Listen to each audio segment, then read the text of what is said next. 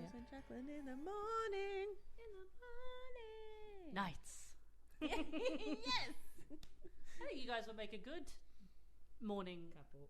couple. We don't really get up in the morning. Oh, no. No, we don't do mornings. We'd be night DJs. You guys, welcome to Bloody Reanimates. Thank you. Thank you very much. Rose Bishop, Jacqueline Mifsud. That's us.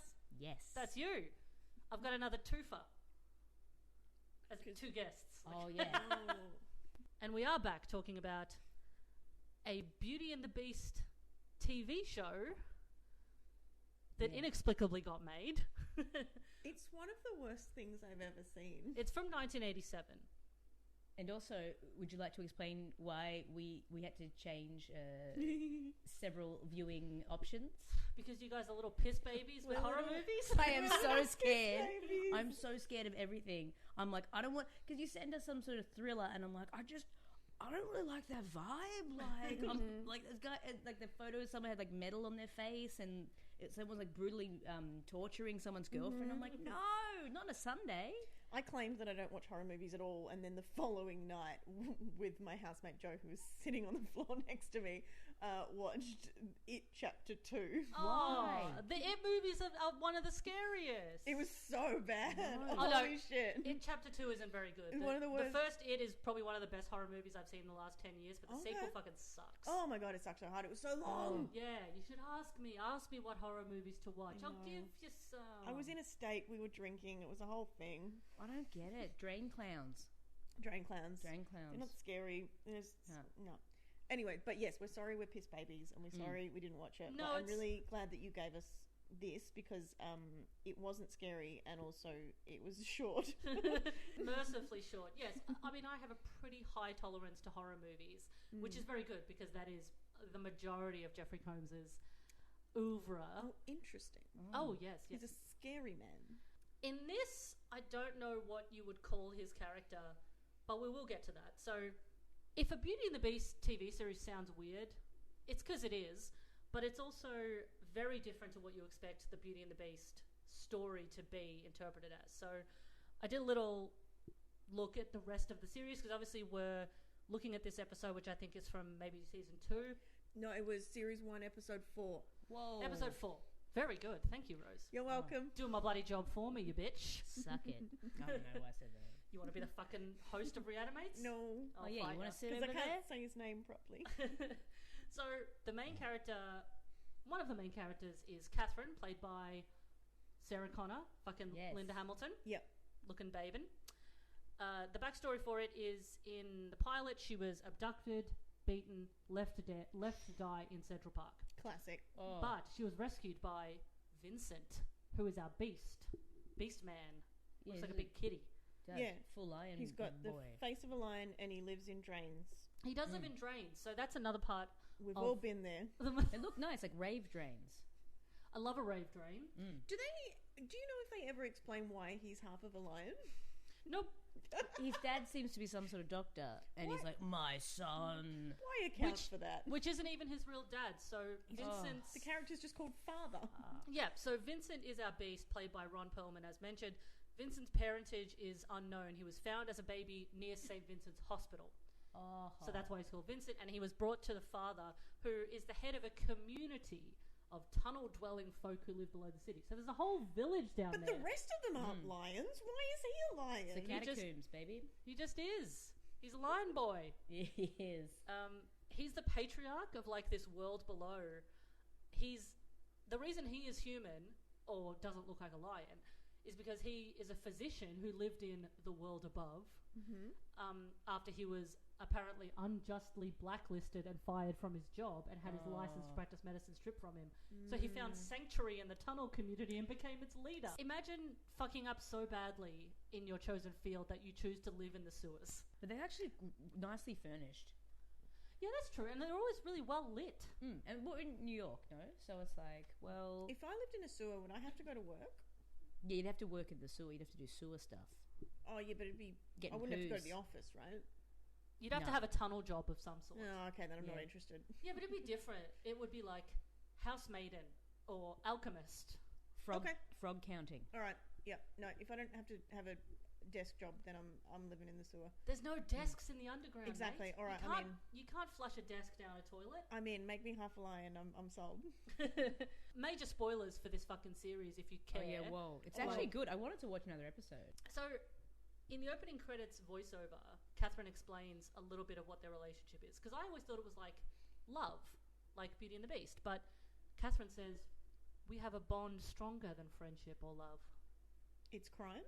I think it's crime. Well, it's because he saved her. So, we meet Catherine in this episode. She's taking a cab to some like skeezy alleyway because she is the assistant district attorney. Damn it. Yeah, and everyone knows what those are. Yep, I definitely know what that position means. Crime. DEA.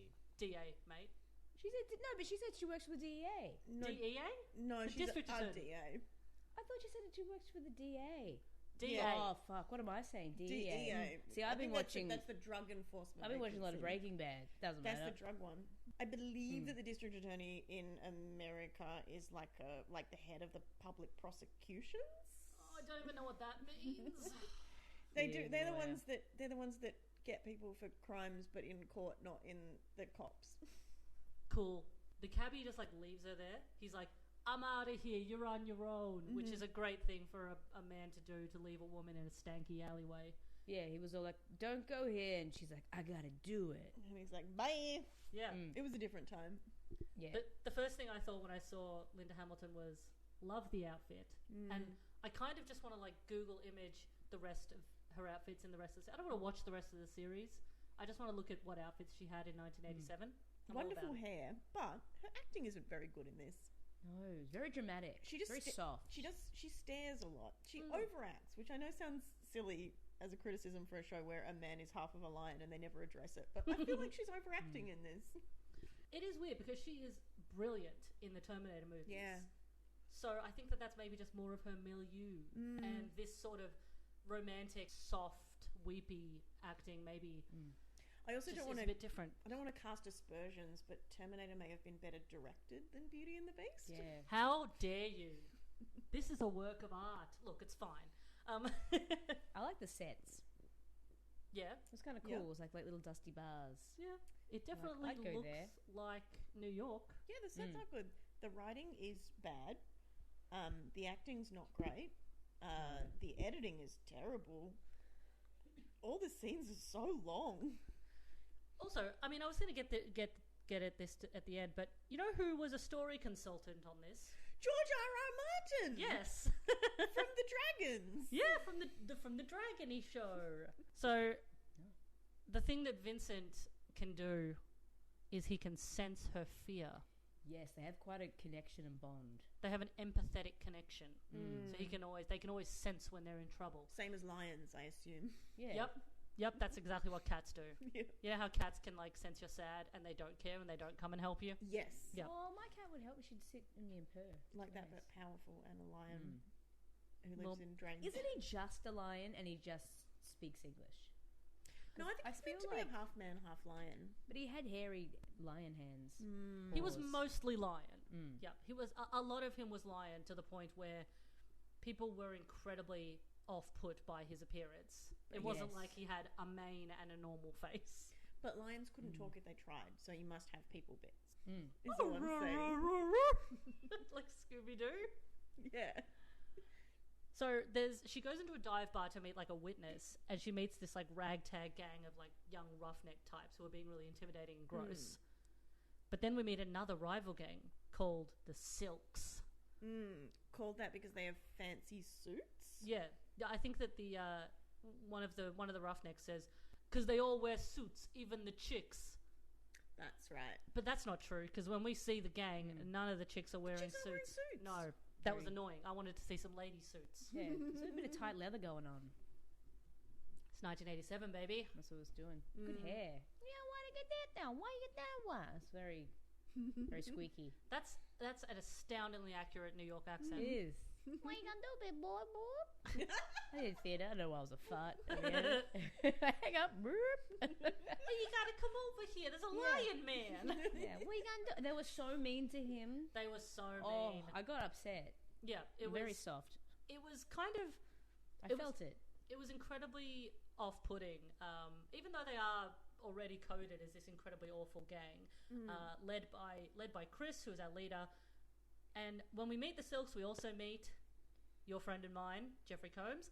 He's playing Python, who is... He has a crowbar a lot of the time, and he's one of the most violent ones. This show was so violent. It was violent. So Like, it was so silly. Like, the setup was so silly. It was like, oh, I'm a man, I'm a lion man, and I live in a drain, and then there's just, like, horrific violence. yeah, so I mean, when we first meet the Silks, they shoot up the bar that the Roughnecks and Catherine are in, and then they also chuck a big cartoony stick of dynamite in there. Oh, I loved that. See, that I found, I was just like, oh, it's, cartoonish violence, but then later on, they, like, beat someone to death with a crowbar, or nearly to death, or there's some very like close up and extreme violence. Burn his little lion face. Yes, they burn it with it's not good. Yeah, because they it was very violent, wasn't it? I had an edible when I watched this. No, you're right. They really went to town on Vincent because they capture him for some reason. They see this lion man in the rubble of the bar, and they're like, "Hey, we're gonna take this guy," and they are obsessed with him for the rest of the episode. They're like, "I gotta get the freak." Vincent also can't see for a lot of this episode. Yep. I can only assume that he can't see because he lives underground, so he's like a mole.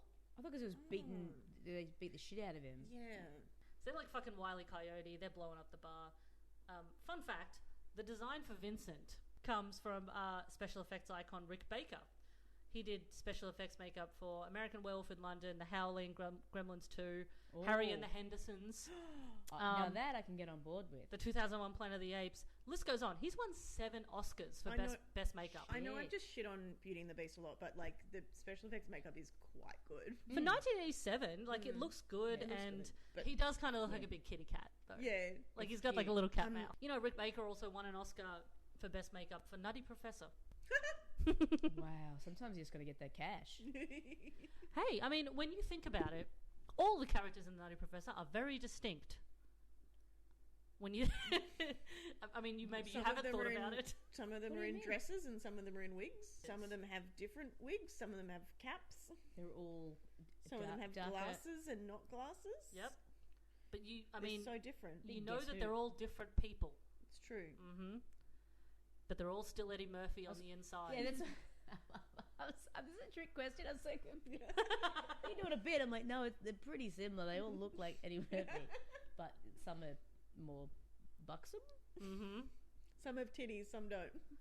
In a way, aren't we all Eddie Murphy on the inside? Yeah. I don't think we are. No. I wish.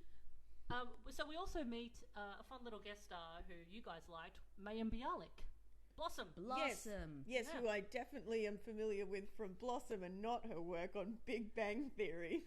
I mean, look, it was a very popular role for her. Look, whomst amongst us didn't become horribly depressed during lockdown and watch 4 seasons of Big Bang Theory on Netflix? I'm happy to say I didn't. Sometimes when I close my eyes, I can still hear the canned laughter. Sheldon comes to you in a dream. He does. And he says something awkward and sciencey. But yes, Blossom. Yeah, so she plays Ellie. She finds Catherine, who's banging a rock on a pipe. Morse code. Yeah, I guess that's how she summons Vincent in some way because he lives underground. Fine. Catherine and Ellie go to talk to Father. There's a great scene where we meet the Lenny of the gang. If you're familiar with Of Mice and Men. Oh yes, the nice man. Yes, the nice man called Howie, who's this sort of dopey dude of the gang who keeps trying to help Vincent, but is ultimately thwarted by the rest of the gang, especially by Python, Jeffrey Combs. Yep. Yeah, he has a snow globe that he loves, so you know he's good. Yeah, he keeps being like, "Look at my snow globe. It's a nice little thing. I'm a nice guy. I didn't mean to get mixed up with these nasty boys." Oh, Chris, you were gonna hit him. That's why I changed the wheel of the car. I don't want to hurt nobody. I just want to go home to my lizards. Python calls Howie a stinking Zoid, which I like. You stinking Zoid. I thought that was interesting. It really sounded like it was from a different show. Yeah. It sounded like it should have been from Happy Days. Yeah, or a sci-fi. Yeah. Vincent manages to escape his chains and he flees. The Silks hit Vincent with a car. That's not terribly nice. Nope. Nope. And they hit him with other things. Yeah. They really They hit him so much. They want to capture him, I assume, because they want to do like a King Kong with him, where they want to like put him on display and make money with the freak. Vincent happens upon a young woman called Lucy, who's played by Nancy Lenihan from Veep and My Name Is Earl and like a million other things. Oh, really? She's great. I really like this actress. She's having a lot of fun with this kind of. I assume she's meant to be a sex worker. I think she's meant to be a sex worker, but they really very like tiptoe around it. Yeah. So there is a bit where she's accosted by Python, and he says, "What are you doing here, Lucy?" And she says, "Just looking for some company." Yeah. So you're meant to infer from that, but so she has that kind of like hooker with a heart of gold trope in this, where she's initially very scared by Vincent. She is not terribly sympathetic when she sees his appearance. She has what I would call an over-the-top reaction. She seems to react very highly, but eventually she allows him back inside. I think that I would just try to be nice. I think I'm a nice person. I don't think I would scream and make that person with a lion face feel bad. I do hate awkwardness. I think I'd just be like, whatever, man. Cool. You're a lion. I'm a person. Let's be mates. His body language was very submissive. He was just cooked. He was so like battered and bruised. Yeah. He's like, ugh. She goes, "I'm gonna turn the light." He's like, "No, don't. You won't like my appearance." He did tell her. Yeah. And then she's like, "Get away from me!" And he's like, "Oh fuck, I'll leave." I do love. So here's a little bit of Jeffrey Combs's perfectly decent New York accent, but just if you wanna get a little sample size. Hey, I doubled back to take a look. Oh man, it was great. I climbed up on the roof, I took a peek over. They got cops all over the place. It's a little bit of fun. He's clearly having fun playing this sort of like gangster type. The Silks are hanging out in a kid's playground. There's a great shot where they're all just sitting on various bits of playground equipment, and they're just still looking for Vincent. It's like, why are you so obsessed with me? Yeah. The entire episode really is both of them trying to get back to where they feel safe. So Catherine's trying to find Vincent, and Vincent's trying to basically find his way home. Oh, that poor guy that is he a policeman? I don't know, but her friend that she enlists to help her find it is like, all right, what does the guy look like? What's his name? I can't tell you anything. I won't tell you. Yeah. Just so come with me through the crooked streets of New York. And he's like, I trust you. Friendship's the best. yeah, What is that? Catherine. And then in the end, like they nearly find him, and she's like, "Go away now," and he's like, "Okay." Yeah. Catherine enlists the help of her friend Isaac, who's played by Delroy Lindo, who you'd absolutely recognise for a million things if you saw him. He's her. I looked it up. He's her street fighting instructor. So after she was beaten up, she took a lot of self-defense classes, which is why in this episode she's so good at fighting. Right. So that's part of her character. So the Silks go looking for Vincent, and the fucking idiots decide to split up. Why do people always do this? Why do they think it's better to split up? You're either going to die or get railroaded away. Just stay together. There's a great stunt that I would like to know whether Jeffrey Combs really did, where he does a couple of fun little jumps over stairs and such. So I know that he has said he does his own stunts in the past sometimes. So I'd like to know that, just for my own personal knowledge. Not sex reasons. It's fine. No, that's not what does it for me. There's a thing in another movie that he does where he gets himself out of handcuffs quite easily. Anyway, it's a whole thing. There's gifs of it online. I can show you, but not like I have them on my computer or anything. That'd be weird. Anyway, Catherine and Isaac beat up the Lady Silks, and they go looking for Vincent. I'm also going to post a little video of what looks like Jeffrey Combs really fucking up the landing, jumping off the stairs. So I'll definitely have to show that. But unfortunately, Vincent just absolutely fucks Python up, and that's where we leave Jeffrey. Bye, Jeffrey. He just kind of beats him against the wall. Yeah, he just kind of like smashes him around a bit, and then you see these scenes of Vincent kind of wreaking havoc with what is clearly a mannequin, but is meant to be Jeffrey Combs. And that's the end of our my friend and yours, Jeffrey Combs. So, Best friend. And then the episode ends incredibly badly. well, it ends with Well, it's kind of poetic. yeah. Well, it ends with unfortunately Howie, our Lenny. He helps Vincent get into the underground tunnels, but then the Silk's leader kills Howie. And then Howie kind of falls on Chris, and that sort of takes Chris out. I don't know how just falling on top of someone kills you or knocks you unconscious, possibly. Yeah, but that was poorly. It seems like maybe he pulled the gun back on it, but you don't see it. There's no way of knowing. It makes it look like him falling on someone is enough to kill them. Yeah, because there's quite a long scene after that where you would have thought that Chris would have been like, "Hey, get off of me, me, lunkhead," and he doesn't. You don't even hear his voice, so you have to assume that the sheer force of Howie just knocked him out. Yeah. But again, it's creative license where they've been like, look, we need a quiet scene. This is where they come back together in the end.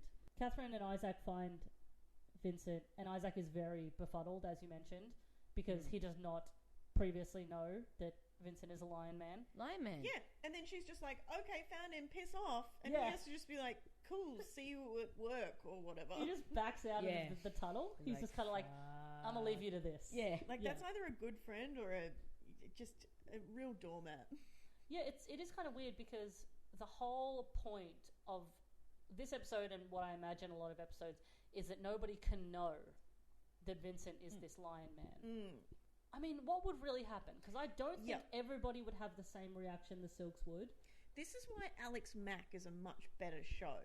In so many ways. Because it sets up that the jeopardy is that if they find her, they'll do experiments on her and shit. Yeah. So there's the constant threat of don't let them find her. I don't remember. I haven't watched it since it was on, but I think there was experiments threatened at some point. Watch that. And that's just like a constant jeopardy. Whereas in this one, it's like, don't let anyone know he's a lion, man. They might not like lions. Yeah. Yeah, because that's also the reason that Catherine and Vincent are so torturously torn apart, because she is in the world above and he is in the world below. He lives in the poo troughs and she lives in a house. But what's he doing hanging out? Is he fighting crime on regularly, or just helping her because she's mucking around? And he's just being a lion in the poo troughs. So he's just licking himself. Yeah.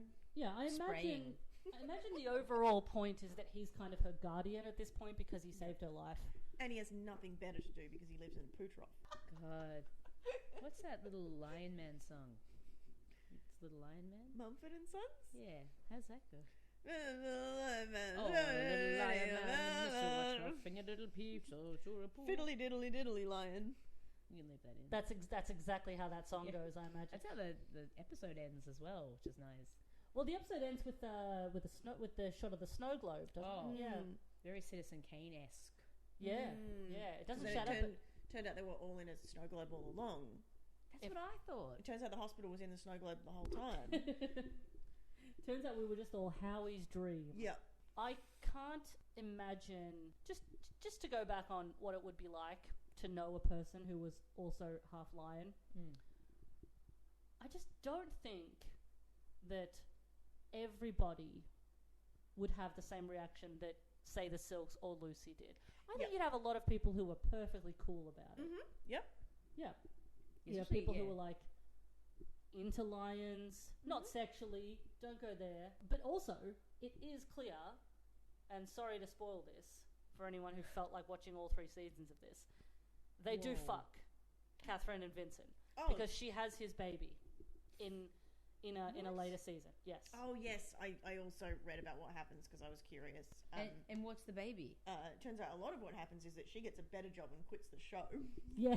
Ha! So they actually do kill Catherine, Linda Hamilton's character, and they replace her, but not before she has Vincent's son, a cub. Yeah, I don't know. I imagine that they weren't going to put prosthetics on a baby, so I reckon they would have just been like, for some reason, she has just a human baby. Or it's just a lion. Lion. They just cut to a shot from National Geographic. Yeah. Turns out it's a very dominant gene. Yeah. Yeah. It's like, oh no, he got all the lion, none of the human. Oh, you don't want to breastfeed a lion. Oh, ow. At the best of times. No, thank you. I'm just so curious about the 3 seasons. Yeah, well, I think, if I can remember correctly, I think it actually only went for 2 seasons. But still. And then the fans, rallied it back. So there was a huge fan base for this. People loved it. It sounds like they rallied it back and then realised what they'd done when the 3rd season was so bad. Yeah, I don't know how well they reacted to Catherine being replaced. I think that's probably why it ended up ending in the end, because, you know, the show is about Catherine and Vincent. So without Catherine, you know, what do you do? It'd be like taking out one of the friends or something. Oh, God. Or making it so they're not friends anymore. Yeah. I mean, look, can you imagine a world where it's Friends but without, like, Lisa Kudrow? Kinda. Yeah, I can. I don't know. I'm sorry, my imagination's too powerful. I'm like, yes. In some episodes, she's not there. See, it's because she doesn't live in one of the adjoining apartments, so it's easier to lift her out. Yeah, so you chose a bad example there. All right, fine. No Chandler then. No. Again. No zingers, no sarcastic quips. All you've got is Joey. No, you're right.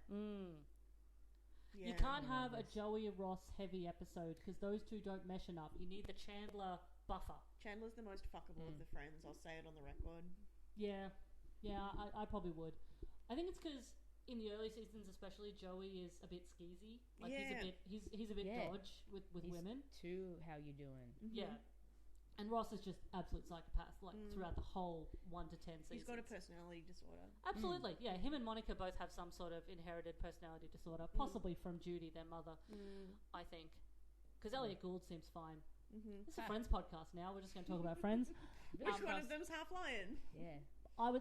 The order I would fuck the men in Friends is Chandler, Ross, Joey. Agreed. Good. Agreed. Yeah. No, I had to think about it for a second, but no, I agree. I'm all for Paul Rudd. No guest stars. It doesn't count. Damn it. Always and forever.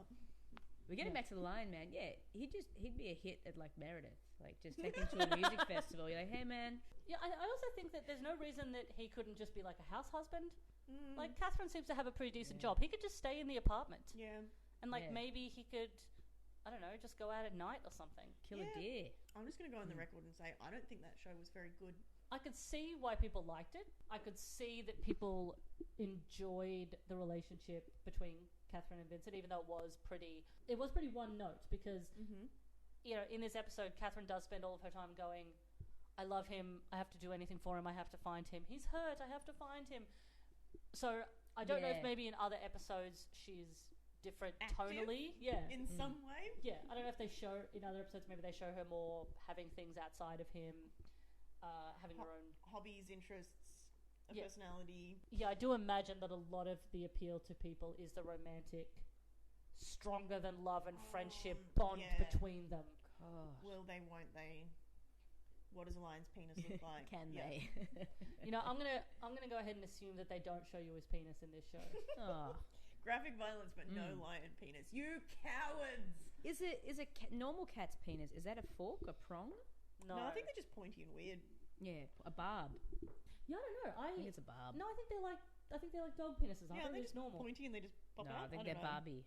They're Barbesque. I'm gonna go on the record again and say I've never seen a cat's penis. I don't think so. Yeah, no, you wouldn't have. No, well, my cat's nuded, and also I don't go looking. So I'll ask him. Sometimes they find you. I'll ask. I'll ask you. You know, when you're sleeping and you wake up and it's in your ear. You know? Yeah. Turtles, real weird. Have you seen that video where one's like humping a ball and his dick comes out? It's like a weird duck foot. Oh. It's like a and it splats. Oh. Yeah. Wait, it's like webbed? You mean? Yeah, it looks like a weird webbed suction, like an alien. Oh, I know It's about like kangaroo purple. penises. I was thinking, I don't know about any animal penises, but then I remembered that I'm like working on a joke at the moment about how I went through puberty at the same time as my kangaroo when I was a teenager, and he started getting a lot of erections. I only ever had 2 girl marsupials, one kangaroo and one possum. And I'll be honest, I put my fingers in their pouches. Is that okay? Did you do it for a reason? What was the intent? To see if it was soft. It was. Is it squishy in there? Yeah, no, I thought you were soft and looking for a furry. jelly bean. I can see why we're talking about penises and genitals at the moment, because this show wasn't very interesting. I liked it. I found the writing hack and the editing terrible, but then everything from that era, the writing seems hack and the editing is terrible because we have just such a completely different editing style now. Like, just everything now is so zippy in comparison. And you watch something like this from this era and you're just like, why are we lingering so long over a shot of footsteps? We get it. There's a footstepping. Yeah, we're all too impatient. Why is this 5 seconds long? I've got stuff to do. Yeah, we're like, get to the point. Mm-hmm. Yes, very bang on. Yeah, Where it's like, no, I'm going to show this. I'm going to fully pan out to the moon for ages and show a tree with its leaves. Yep. Yeah, there's also a lot of, I would say, over-dramatic sentimentality in this show, which is unearned. I don't know if that's something, because I don't... I watch a lot of... I don't watch a lot of very current TV. All right. So I don't know necessarily what people like in TV now. Especially because when I do watch TV, it's always horror stuff. Why is that? Because I like horror things.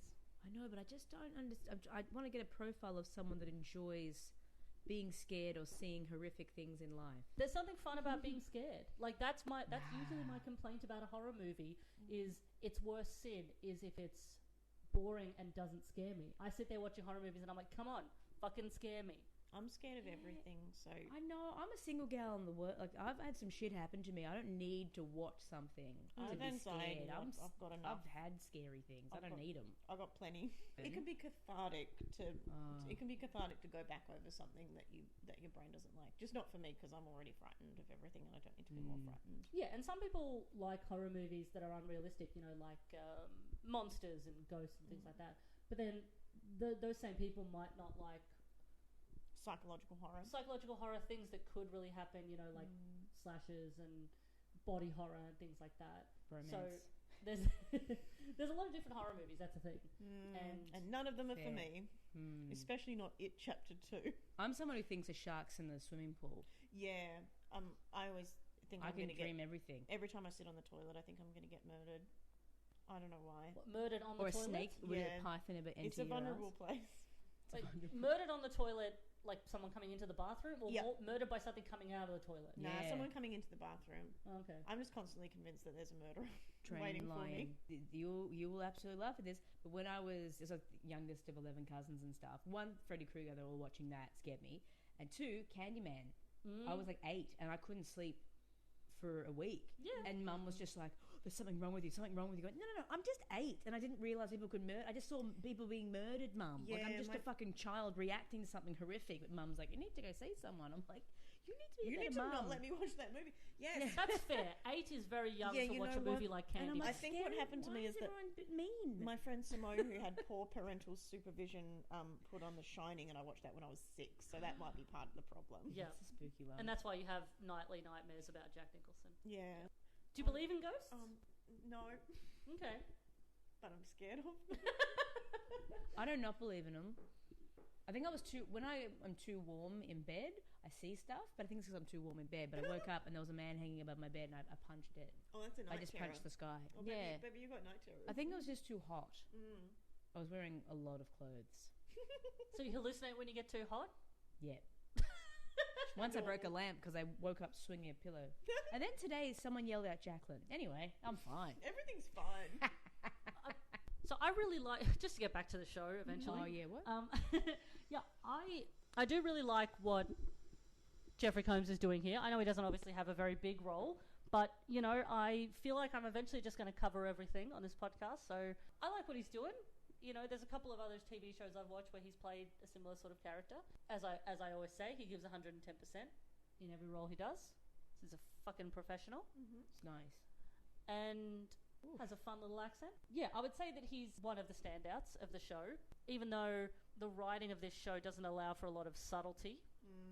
So it's like all of the mobsters are just straight up and down psychopaths, except for your one Lenny. And then everyone else is like very soft focus, romantic. A lion. and the other archetype character, lion. Yeah, that's one of the tropes, isn't it? It's like when you watch another TV show, it's like, oh, this guy's so lion. Yeah. I would have liked if they wrapped up Miss Lucy's character, because she put her neck on the line for this lion man, and then she was she was manhandled and she was stuffed in the corner and she was crying and cowering. And then she's bye. And then there's see ya. Yeah, they don't really... I think the last time we see her, she is just cowering in the corner, and it's like, yeah, they should have given her something. Maybe she's like, goodbye, Vincent, I like you now. Yeah, or she would have gone home with Isaac, maybe. Oh, lovely coupling. Yeah, Or he's she just nice. comes in at the end and she's bought a nice hat. And you're like, Oh. oh, that's good. A blossom hat, big flower. Yeah, I really like that actress. I think she was obviously, apart from Jeffrey Combs, one of the standouts. She just seemed to be quite good at this role, especially when she's sitting in her apartment with Vincent trying to get him, to take some medicine. It's like, I used to be a nurse. I've got aspirin if you need it. She seems very sweet. It's two. Yeah. It's 2 stars from me. Out of what? 20. 15. All right. Yeah. It's 2 out of 15. Are we starsing? No. No, Rose has taken it upon herself. I've to taken do it that. upon myself to start. I don't normally ask the guests to rate it, But I need to. I think the star. I personally think the star system is limiting. I'd rather just discuss it in earnest. Yeah. But you seem to dislike it a bit less than Rose, Jack. Yeah, I would say I dislike it less. I don't know. It was fun. I was like, how does this exist? Like, I was having a good old cackle when it first happened, especially that pipe bomb. And I'm like, what's happening? And they're like, yeah, like it was over the top, and it was really like a bit West Side Story with those gangs. And I was no one was Puerto Rican, and I got a kick out of it. I think it was funny, but then the violence wasn't me. Yeah, okay. Well, yeah, I don't know if every episode would have necessarily been that violent. I think that it was the fact that they introduced a rowdy mobster gang that brought that violence. Yeah. I think maybe other episodes would have dealt with more social issues, perhaps. I'd like to watch another episode to see what else he does, except not just follow her around and get in trouble. Well, thank you guys for joining me, talking about Beauty and the Beast. Thank you. It was a weird experience. Not the talking, the watching. No, The it talking was was pretty weird talking about it as well. We talked a lot about animal dicks for a while there. Anything to plug, guys? Rose? Pouches? Real soft. Oh, no, I did it again. Just follow me on Instagram, I reckon. Rose_Yule, which I should have picked a better username, but that's my middle name. You'll like Yule logs? No. Like, it's spelled YUILLE. YUILLE.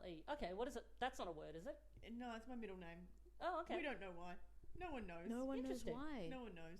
There's a lot of Just paperwork look up when you have Rose a Bishop. baby. If you look up Rose Bishop, you'll find me. Yeah, look her up. She's all over the internet. Yeah, I do my gigs on the Instagram. I don't have a middle name. Too poor. I'm so sorry. I got 2, and that's also my weird Instagram handle that makes no sense. Roses, the letter 4. It's not a letter. The number 4. Betty. Roses for Betty. My middle name's Betty Rose. Betty -Rose. Betty Why that Rose. is. Never asked you why that was your Instagram handle. Yeah. Betty Rose, that's your middle name. Both nanas. Oh, Cute. that's Isn't it cute? adorable. I Betty used to Rose. hate it. It's like a little stripper name. Jacqueline Betty Boop, Rose. boop, Mifsud. No. be-doo. I was thinking it was like a 50s diva name, like a little cabaret would. chanteuse. Yeah, Betty Rose. Betty Rose singing the hits of Marilyn Monroe. They pay me in quarters. I like to do Gentlemen that. prefer blondes. Yeah. Yeah, I'm also trying to use Instagram because it's hard. Now these days, being a performer, being stand-up is 30% maybe actually doing the thing, and the rest is like filming yourself constantly. Proving that you do it. Why do To we the have internet. to do that? You gotta have content. Gotta have I hate content. Why content. can't you just see live performances? I hate It's content. all- I'm old and I'm angry. I just want a young person to follow me around. It's all about content. Well, yeah, if TikTok. anyone listening to this is based in Melbourne, Australia, you'll definitely be able to see Rose and Jack around the traps. You guys are always bloody gigging up a Always. storm. Yeah. Little Gotta gig gig. pigs, aren't you? Little big pigs. Mm-hmm. Oink oink. That was my piggy.